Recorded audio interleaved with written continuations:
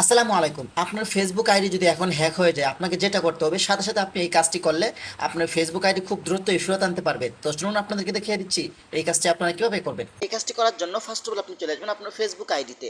Facebook আইডিতে আসার পরে কিন্তু আপনার উপর থেকে থ্রি ডট আইকন উপরে ক্লিক করবেন। তারপর একটু নিচে আসবেন, আসার পরে এখান থেকে সেটিংস অ্যান্ড প্রাইভেসি এখানে আপনি ক্লিক করবেন। তারপর এখান থেকে আপনারা সেটিংস অপশন উপরে ক্লিক করবেন। সেটিংস অপশন উপরে ক্লিক করার পরে কিন্তু এখান থেকে পাসওয়ার্ড অ্যান্ড সিকিউরিটি এখানে আপনি ক্লিক করবেন। তারপর একটু নিচে আসবেন, আসার পর এখানে আপনি আবারও পেয়ে যাবেন পাসওয়ার্ড অ্যান্ড সিকিউরিটি এখানে আপনি ক্লিক করবেন। তারপর নিচে আসবেন, আসার পরে কিন্তু এখানে পেয়ে যাবেন উই আর ইউ লগিং এখানে আপনি ক্লিক করবেন। এই কাজটা আপনি যত তাড়াতাড়ি খুব দ্রুত করতে হবে। তারপর এখান থেকে আপনার ফেসবুক আইডির উপরে ক্লিক করবেন। তারপর আপনার সামনে এমন একটি অপশন শো হবে। এখন এখানে দেখতে পাবেন আপনার ফেসবুক আইডিটা যে ব্যক্তি তাদের ফোনে লগ ইন করছে সেই ব্যক্তির ফোনের নামগুলো এখানে শো হবে।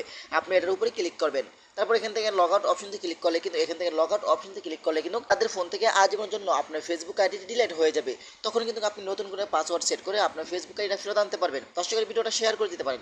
ধন্যবাদ সবাইকে। আসসালামু আলাইকুম।